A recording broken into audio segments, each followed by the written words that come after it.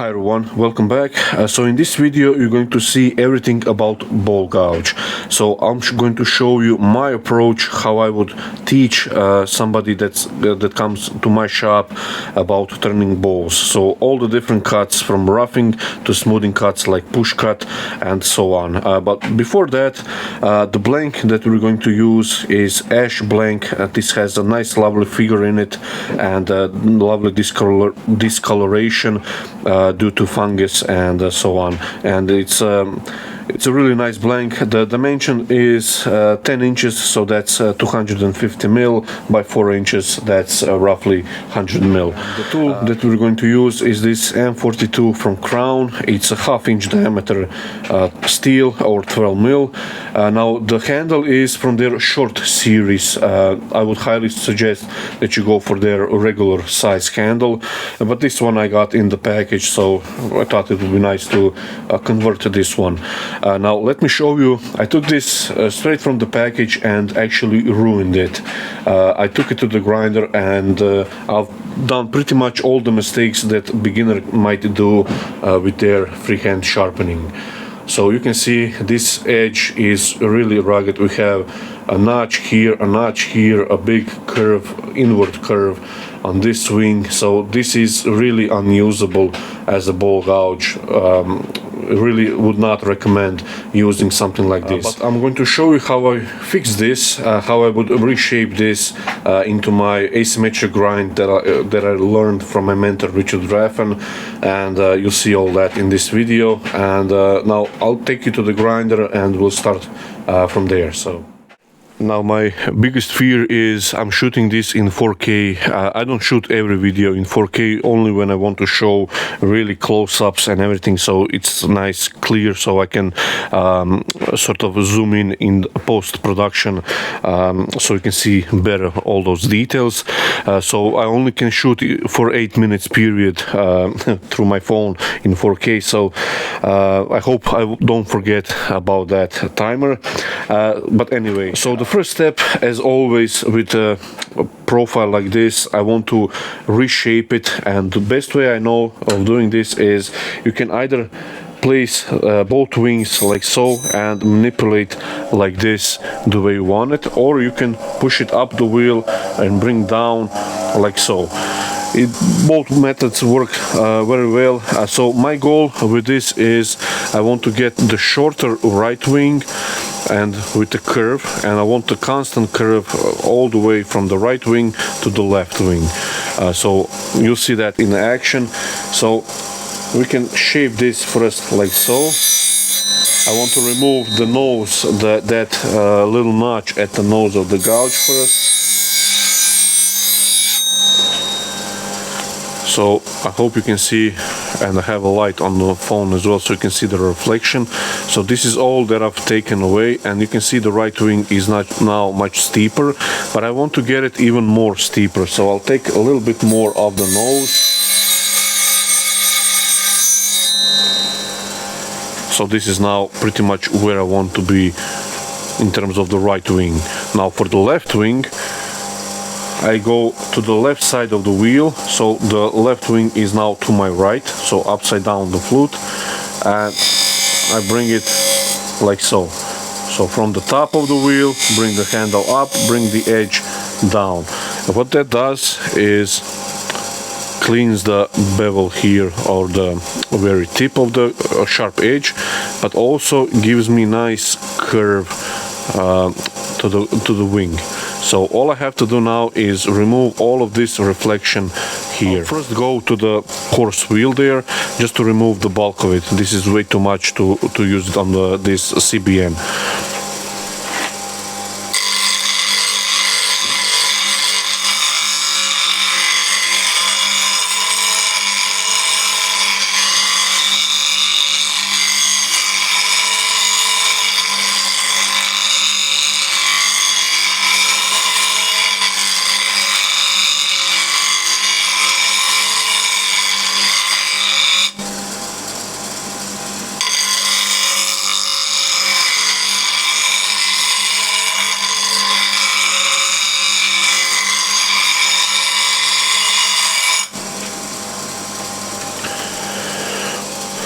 So this was the coarse wheel, and you can see I have around half a mil still of the reflection left. Now the important thing is I don't dunk the high-speed steel into water to cool it down. I let it cool down naturally. I don't care if it gets hot. I'm holding it here, so most of the time when I switch from the coarse wheel to the CBN, it already starts to cool down, and by the time I'm finished, it's already pretty much cool, especially now in the winter when in my shop is below 8 degrees Celsius, so it sort of cools down nice and fast. So the most common freehand methods that you would see are mimicking maybe the jig, and that is something like this motion. So you're copying what the jig does for you, but only freehand. The other thing is you can use the platform. So you set the angle that you want at the nose, and you can manipulate like that. What I like to do, and I'll show you the movement, however, I like to have the full curves on the wings. So on the right and on the left, I like to have the nice flowing curve. And what that does on the timber, on the ball blank, is it's sort of like a mulching machine. When I use it to rough it down, it takes the wood nice and effortlessly easy, and it's not grabby. That's the most important part. I hate when the gouge likes to self-feed because it's more of a cute angle, or it's just too sharp, let's say, and wants to feed itself in. So I find this the best method that works for me. Again, this is the approach that I go about, and I hope you'll pick something out from this video. The way I start is find the bevel. So what I mean by finding the bevel is you always start with the bevel heel. So you see this tiny portion here, so I'll always start with that first, and then by raising the handle, so on that that bevel heel, I'm raising the handle, and once I see that I'm closing with the wheel on top of the edge, that's my bevel. I feel that, and then I lock, let's say, my fingers, my hand, my body, and I start to manipulate, and I'll show you how I go about movement. So I find the bevel. In terms of angles, I pretty much always go between 40 and 45 degrees.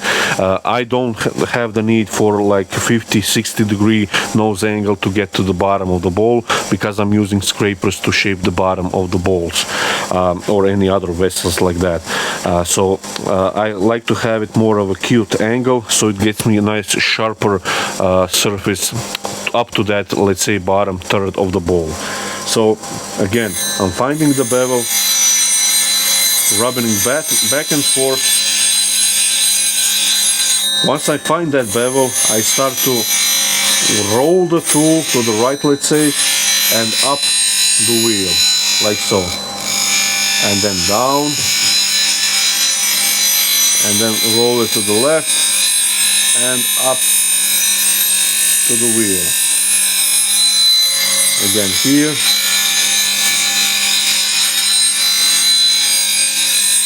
And up.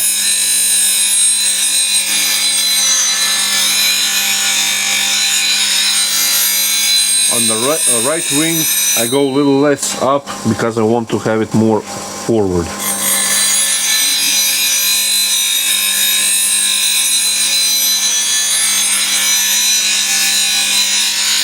So just want to show you, I still have the reflection here on the right portion. The left is pretty much done. It's nice and sharp. But another point that I like to point out is I have multifacets here. Now you'll see at the last pass it will be much less, but I don't care how the gouge look, and you'll see how it performs. So that's the most important part. I think many of the beginner turners are obsessed because they see the bevel has to be perfectly in one facet, like perfect and shiny and everything, and that's just not the case. If it performs well, then it works okay, and it doesn't matter. Maybe if you do this for the book or like something like that, then you want to have it maybe a little better presentable. But again, I do not care about how it looks. I just want to perform the way it should.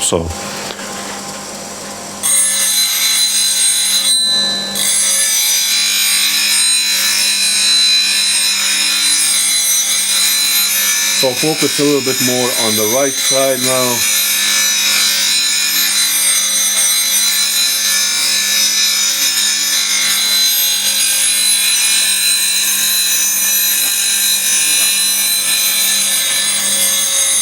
Now this is completed bowl gouge, nicely sharpened, so you can see pretty close to single facet bevel. There is another facet down there, but I'm not worried about that. And you can see nice flowing curve all the way around, follows the nose and goes to shorter right wing.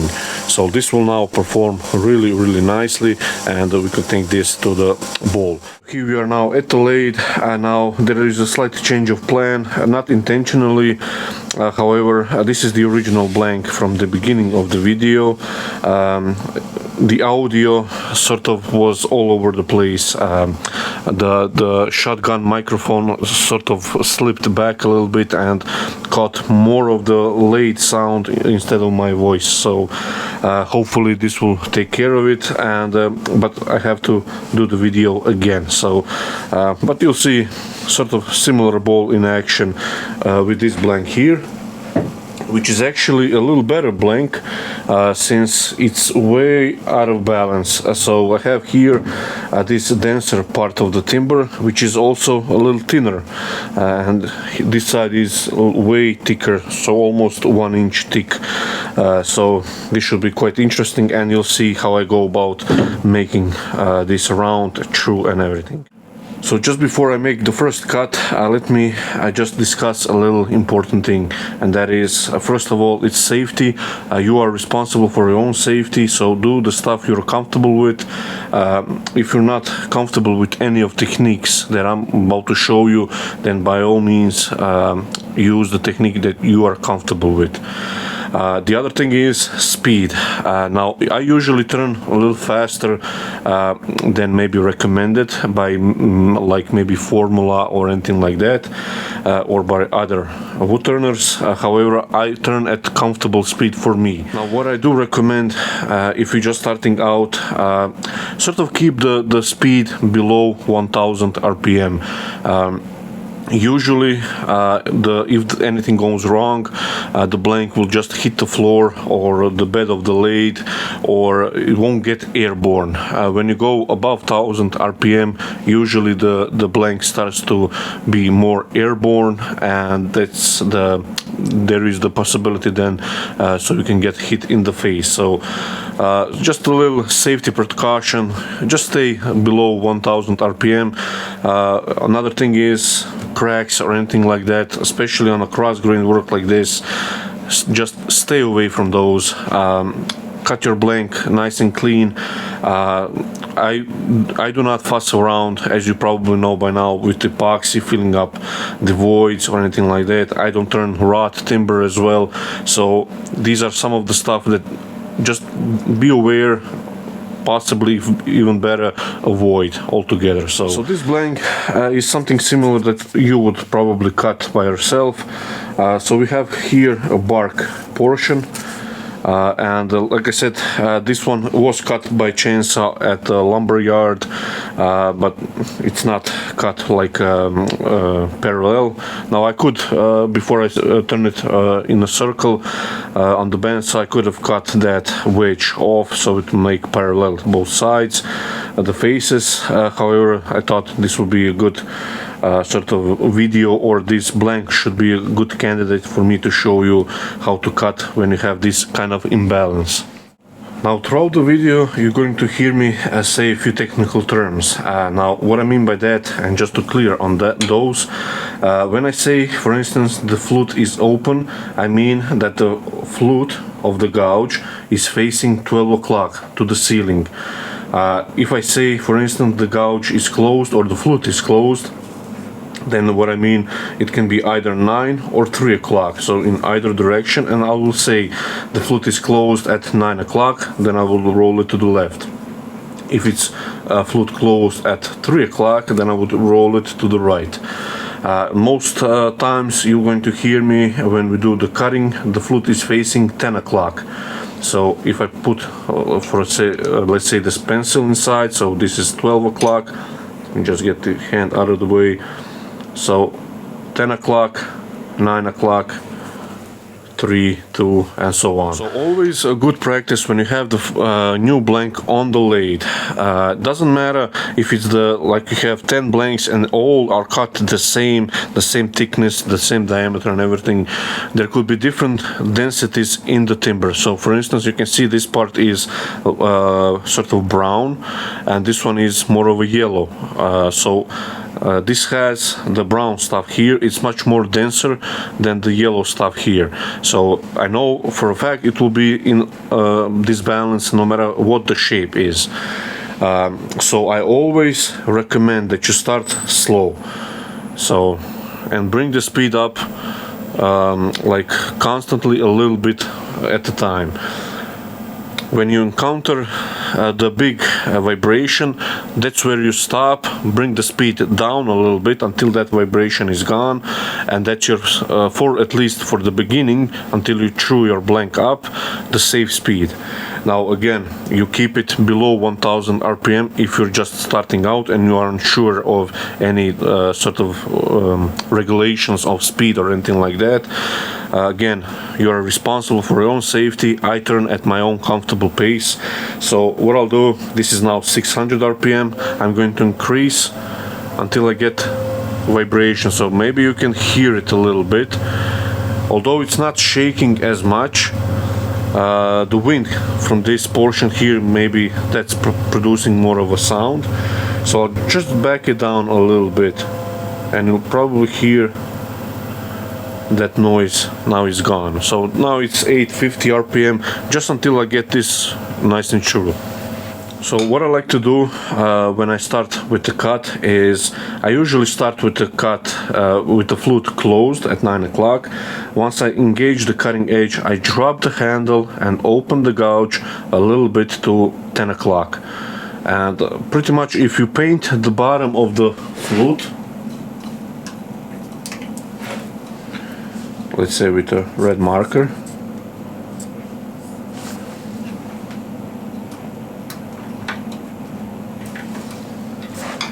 that flute, the bottom, the paint should not be visible. So if I roll it to the left, you can see now I don't see it, and that's, for you at least, your point of view, that's a good spot. That's 10 o'clock. If I open it too much, now I'm risking getting a big catch. So I hope that makes sense. This is a little trick I've seen from Kirk here. He's a great turner up in United States. So that's a nifty little trick, so you know at least where to position it, your gouge. But you have to stand in front of it. Do not lean to one side, because that will obviously obscure your vision here. So you can see I have a big wobble here. Again, I'll start with the flute 9 o'clock. Approach the timber, drop the handle down, open it slightly to 10 o'clock, and I move in arcs. I try to scoop out the corner here. I don't mind at this stage to chew up the diameter. I feel, and you probably can see this, all of the imbalance here is at this corner here. So I want to remove that corner as quickly as I can, and then I can chew up the diameter.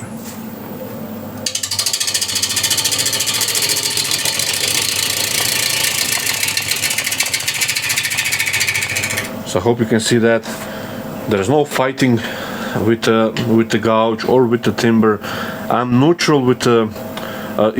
My gouge now acts like a eraser, let's say, and the ball blank is ink or graphite, and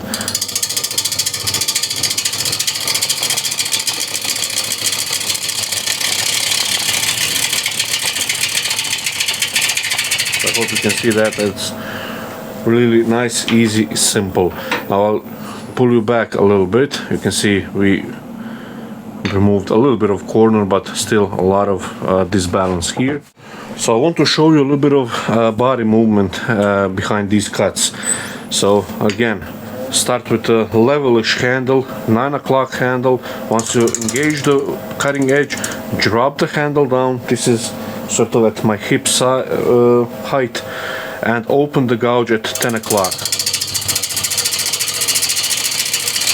and move your hip to the right.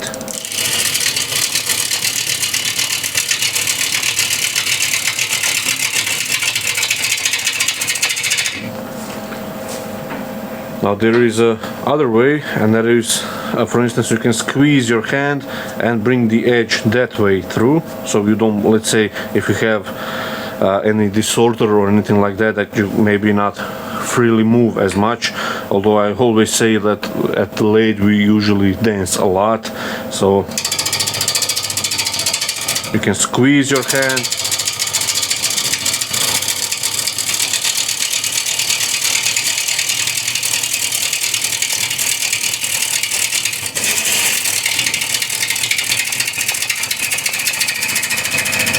Through a cut like that. You saw, I always hold the gouge here near the ferrule. If you have the longer handles, I've seen many people hold like at the end of the handle, and that is okay, nothing wrong with that. You maybe have a little bit more leverage. However, if I'm hollowing out the inside and I have to maybe extend a little past more than usual from the tool rest, I like to hold it here, and the rest of the handle is tucked away under my elbow here. So that way I have the entire body on top of the handle. So now I want to true up all of this. You can see how my finger is bouncing back and forth. For this, I like to go straight in. So I have a lot of timber here to remove. So just go straight in. Again, the position of the foot is 10 o'clock. I drop the handle slightly down.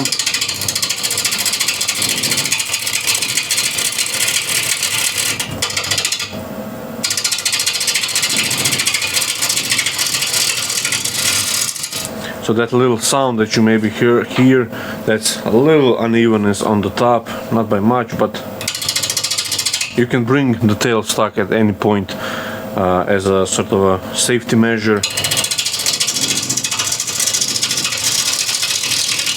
Corner now here is nice and true, and you can see I'm here almost at 0 and here almost 1 inch thickness, so we'll be in no time true here. So again, I'll continue on using the wing of the tool, going straight in. So I peel the side grain. I don't want to go into end grain at this stage because the end grain gets more tougher on your tools and dulls it much faster. So you see this from a little different angle as well. So again, 10 o'clock, go straight in.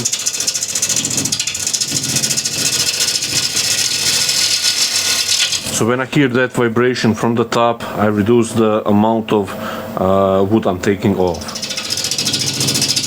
We can go like this.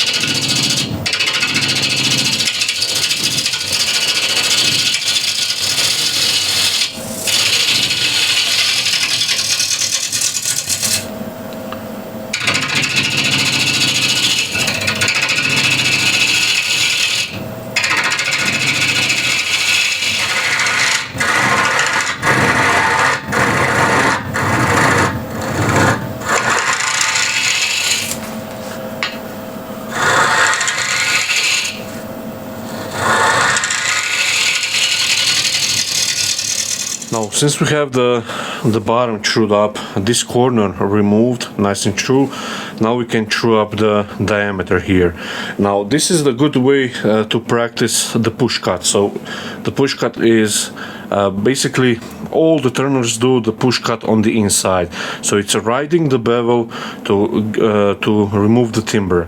Additionally, maybe in UK there was a you would like shape the bowl using the push cut only.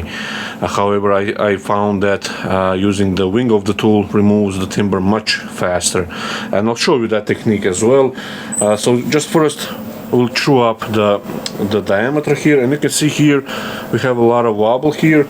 And again, if you hold the gouge correctly and with the push cut, all your forces with the gouge or with your left hand needs to go down to the tool rest. So do not push, let's say, into the wood like so. You'll get sort of these vibrations all throughout your cut, gradually getting worse and worse. So you want to be neutral again with the gouge, and you'll do that by holding it. You can place the finger, the thumb in your flute and on top. I don't find that to be as crucial, but you have to put the weight down to the tool rest. It cannot be like pushed onto the wood. So here I line up the bevel, the nose bevel here in a direction that I want to go, and that's pretty much follow the tool rest. So I go, you can go here into this unevenness. So although I'm cutting the uneven part, you can see the gouge is not bouncing around. I'm cutting nice and clean. Although I'm cutting air, most of it's air. So you can see here, cutting wood, then air, air, a little bit of wood here, and then again wood here. So you have to be sort of neutral with the gouge. So usually what I like to do is go beneath that unevenness, so that's around here. Again, I'm holding the gouge at around 10 o'clock.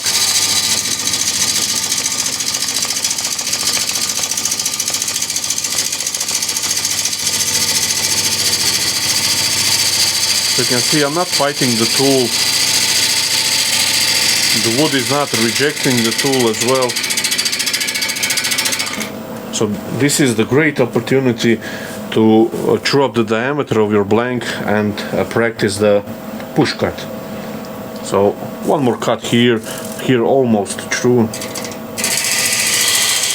Now for the push cut you can use from the nose down to the left, and you hold the flute at 10 o'clock like I said, and that's the easy part. Now you can do the other part, and that is from the nose to the right, but you have to sort of get your gouge maybe at 11 o'clock, which is a little bit more riskier, especially if you're a beginner.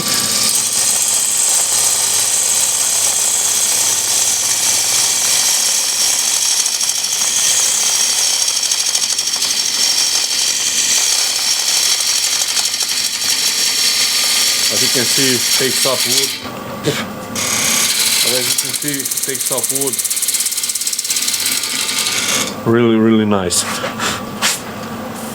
But again, if you roll your tool way too much to the right and it cuts the unsupported edge, for instance here, at one point it will grab it and roll it over. Now on this blank here there is a big discoloration, but it is not as clean as on the other blank. But now I can true up the top and we'll see. So what I like to do to true up the top here is I like to roll the flute so it's around 2:30, so it's not completely closed, but it's also not at 2 o'clock, so somewhere in between those two. And I just slightly dropped the handle down from the flat, and that is a little bit more, let's say, forgiving cut, not as aggressive here. And I want to true it up until I get to nice and true.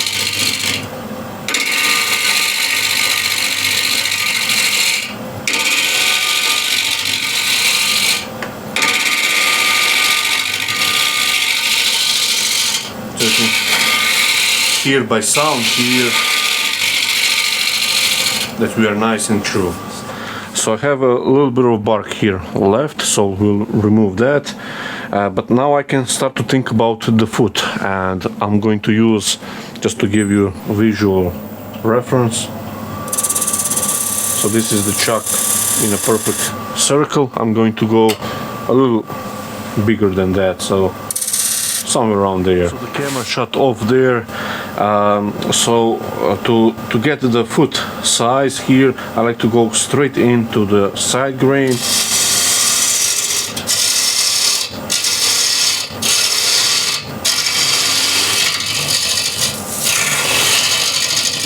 Get a little like a bounce back because of that uneven top. It's a little bit more uneven than I thought, but nevertheless.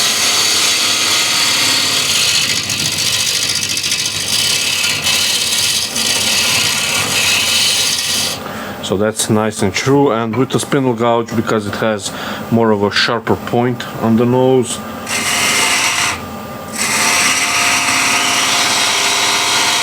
I'll cut nice a little dovetail.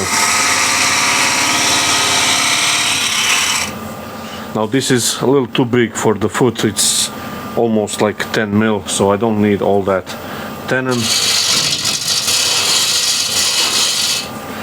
So we can chew up this portion and I can go nice push cut down to the center.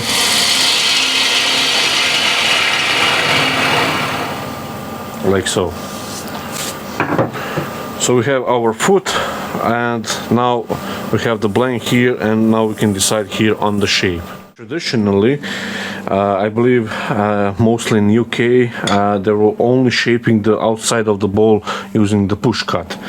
Something similar, Stuart Barry, Ashley Harwood as well is sort of promoting teaching, and nothing wrong with that. I just find that using the wing of the gouge and not sort of riding the bevel, or at least not the bevel on the nose, I'm riding the bevel underneath the nose, which I'll show you a little bit.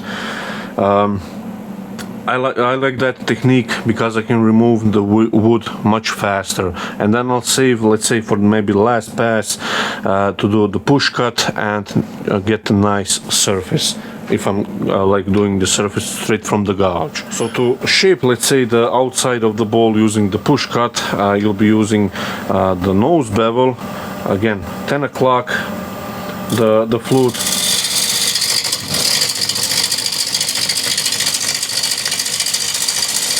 we're removing that little bit of bark.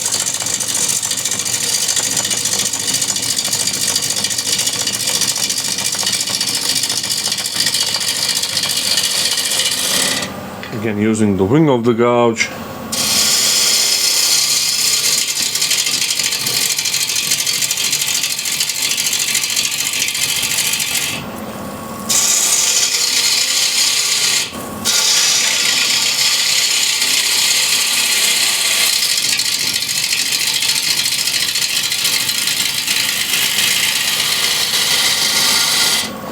So right through that vibration here from the top, uneven top, try to tighten it up a little bit more.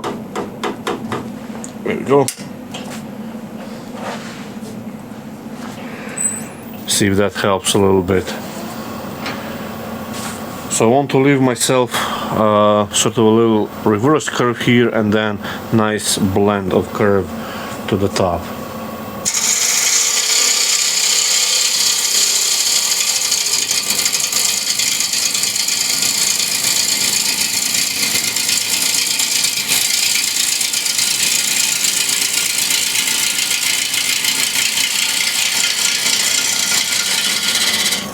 So for the nice push cut, again I'll be using the nose of the gouge. I'll start here, make the reverse curve, and then all the way to the top here. Nice and slowly. I'll position the flute at around 10 o'clock. I'm getting that vibration again.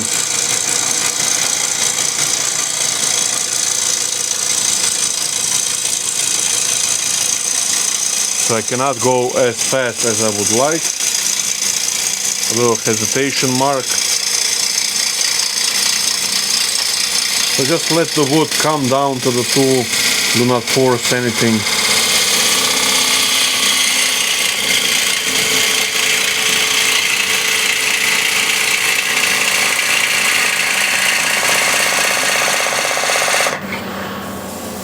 So I'm running out of rest here, so I'll have to reposition it. But you can see that's pretty good surface. A little hesitation mark here and here, but the surface is without any flaws in terms of tear out or anything like that. So I'll just have to finish this little ridge here. I find the cut beneath that ridge.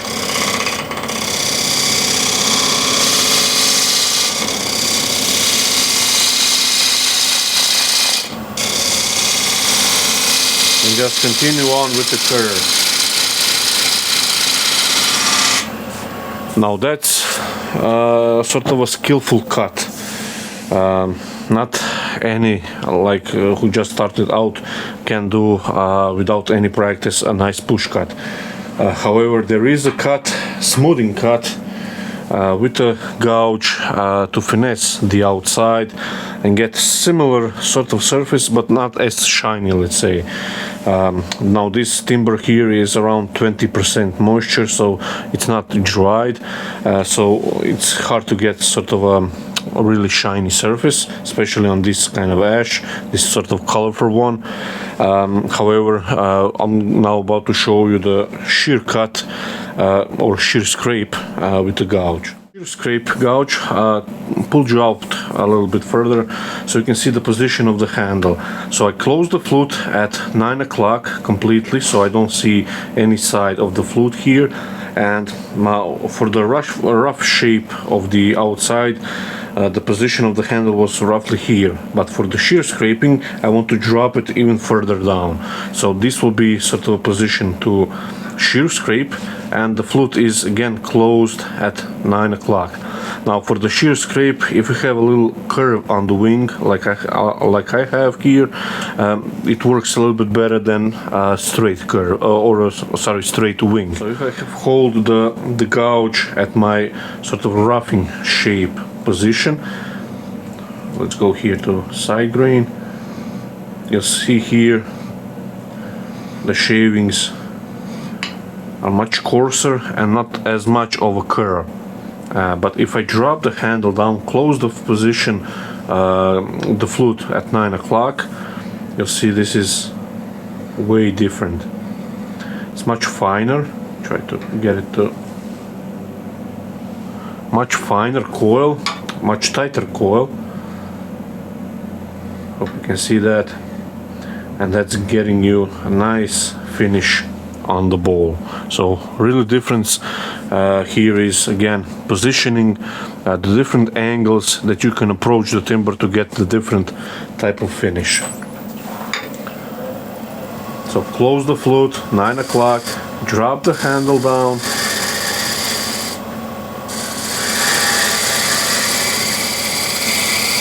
and just go in smaller increments. You don't have to go through entire bowl at one pass, so,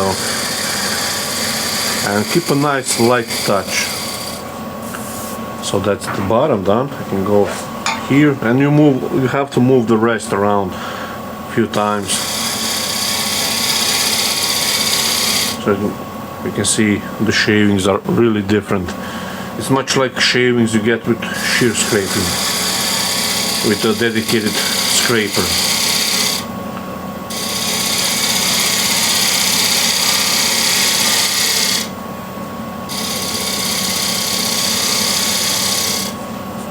So that's nice curve here. Just finish the top portion.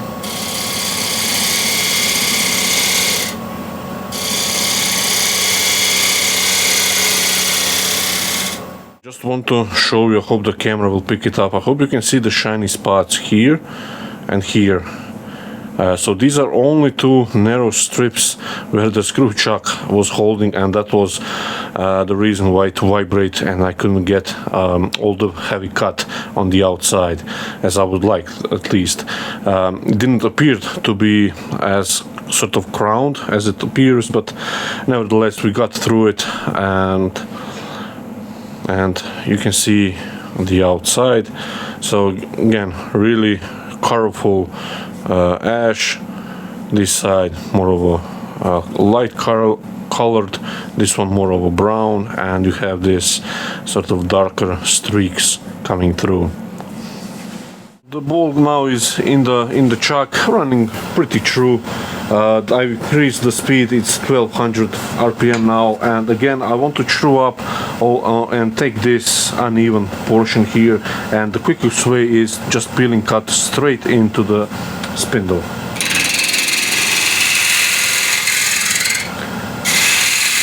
So you can hear now there is no that vibration from uneven screw chuck here, the surface here.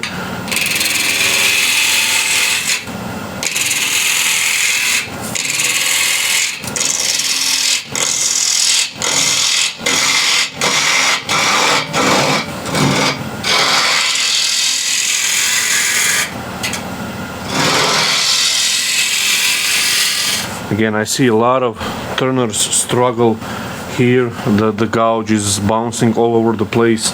Just have to be sort of consistent with the rotation of the speed you have, with sort of a pushing motion with what you do with the gouge.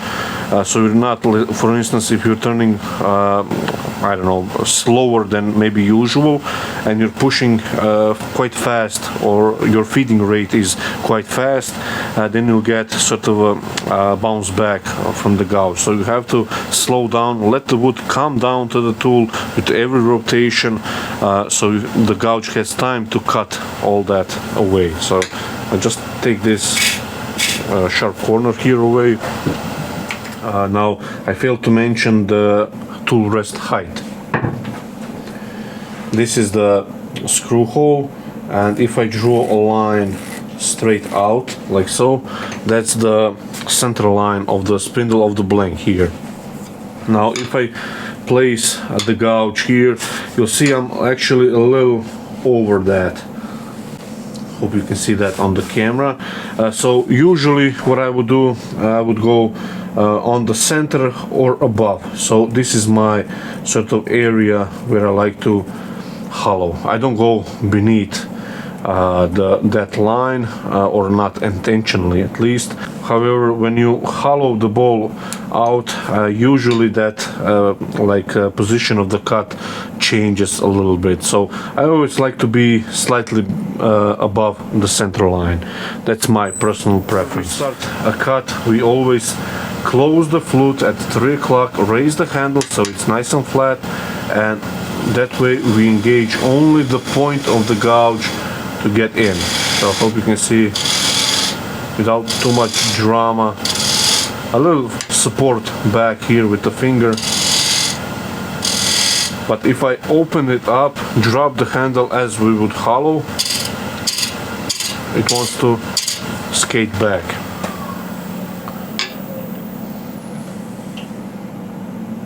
And we get nice little spiral. So again, here, close the flute. Once you're in the wood, open it up to 2 o'clock and proceed forward.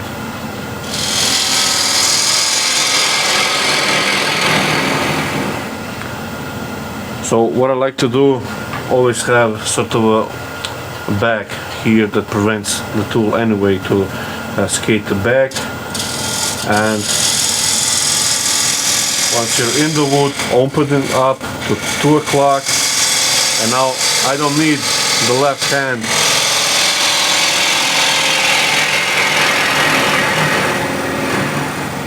to hollow this out. Now usually what I like to do, I don't like to go straight, like in straight line from this portion to the bottom of the hole here. What I like to do is go as further as I can straight in, because I'm peeling the side grain and it's much easier on your tools. So this is how it looks in action. So the bevel here is pointed in the direction that I want to go, and that is straight in.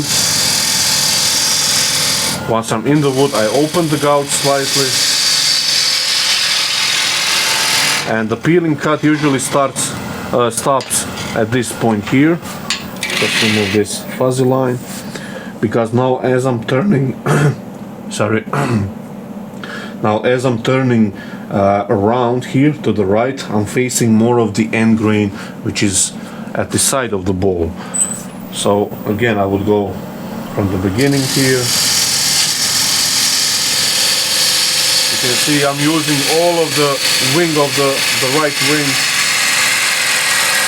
and this is where I stop.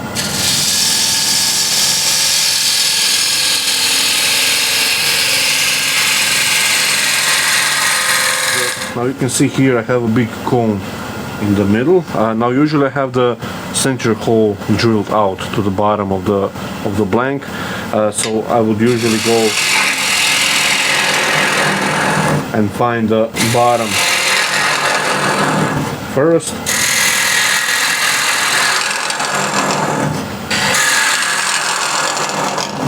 But in this case I don't have the bottom of that hole, so continue on with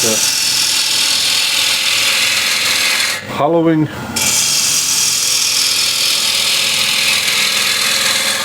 So you can see all of these shavings, nice white shavings, are from peeling cut. I'm peeling the side grain portion of the timber, and as soon as I start to turn, I'm facing the end grain, which is more harder on your gouge.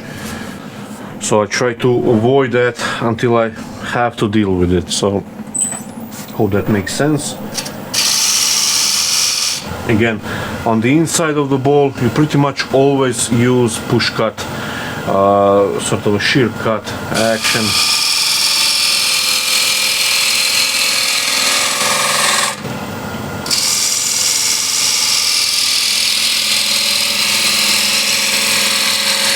Position the camera so I can deal with on the rim here. So let's make a little curve here, and then a little reverse curve here.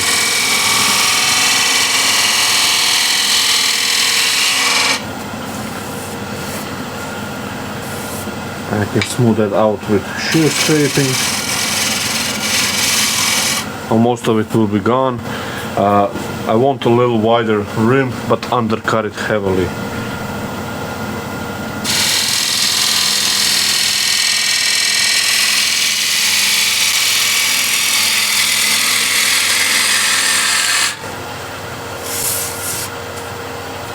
So I can reposition the tool rest so it's a little facing inward, so it gives me a little bit more support.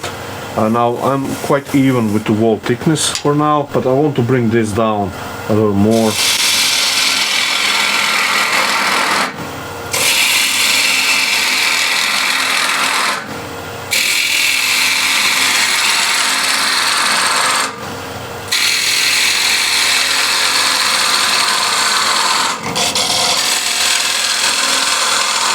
So now a little heavier here where my thumb is. Here quite even thickness, so I want to start to undercut it here.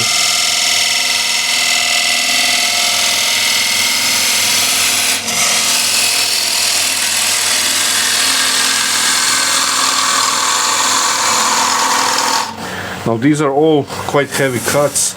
I would not expect anyone to do as I'm doing here.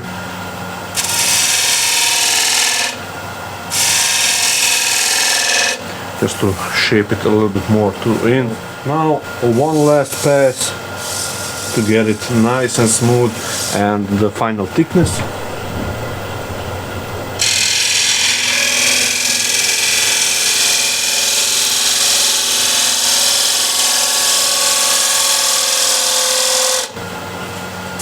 So that's the top portion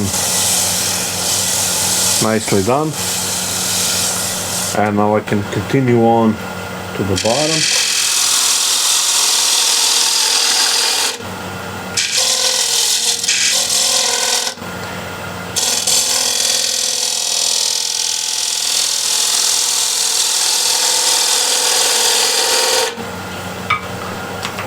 Just see the surface here. So that's all cut nicely, and it's nice smooth curve, which is quite important. Now for all of this bulk here in the middle, you have pretty much two school of thoughts. One likes to use bottom bowl gouge, so that's pretty much the traditional grind, so the wings are much further back, almost straight across, but with much blunter angle that gives you the option so you don't hit with the handle or with the bar here the rim of the bowl. So you'll have sort of a disposition, and you will be able to get a nice smooth curve to the bottom. Now I like to use scrapers. For me they are much easier and much more, I have much more control over a little finessing, let's say. This is the scraper I like to use for this sort of a shallow curve. Sort of matches what I'm trying to do here, and I have this sort of flattish portion here just to blend it all together.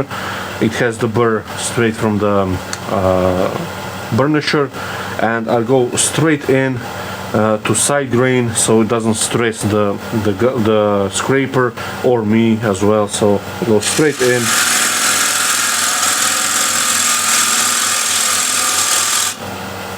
It's much more fun way of removing timber. Get more light inside.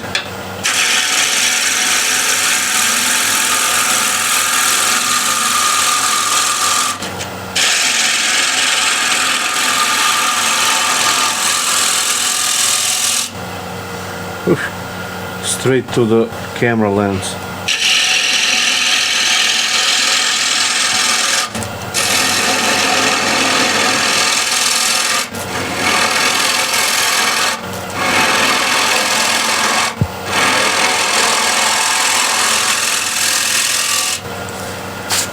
So I pulled you out a little bit more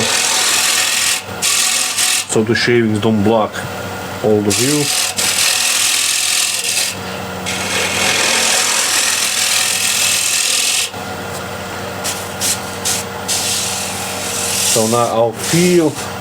So now I can feel what's happening in terms of curve here. So I have a hump here in this area, and what I'll do, just lightly sort of pivot it from the tool rest.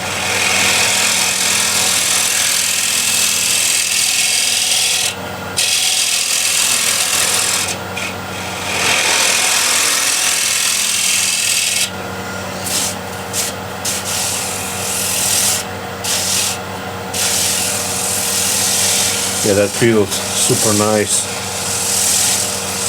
And you can see now the inside nicely clean. There is no tear out, no bumps or anything like that. So nice, clean. And the moisture seeped through this sort of band of color here. And so this will dry out like this. It won't crack or anything like that. Like I said, it's around 20% moisture, a little less maybe than that.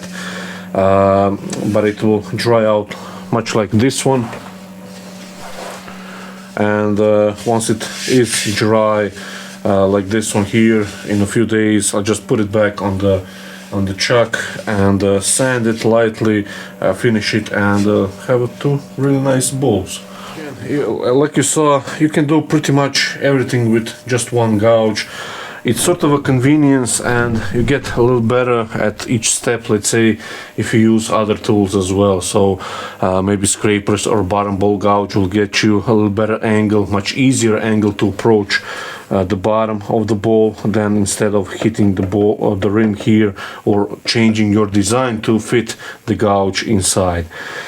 So you don't have to like change the design or anything like that to make it fit inside. You can use scrapers or bottom bowl gouge or any other tool that you find comfortable to use. So I hope this little bowl gouge video was enough for you to start out, to go to your shop and start using one. And maybe if you had any like problems or anything like that, this video I hope will help you out a bit.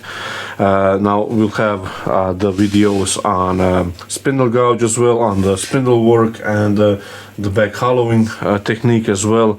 It's probably one of my favorite techniques that I've learned from Richard, and it's awesome to sort of a tool to have in your arsenal. And yeah, hope you like this video, and see you in the next one.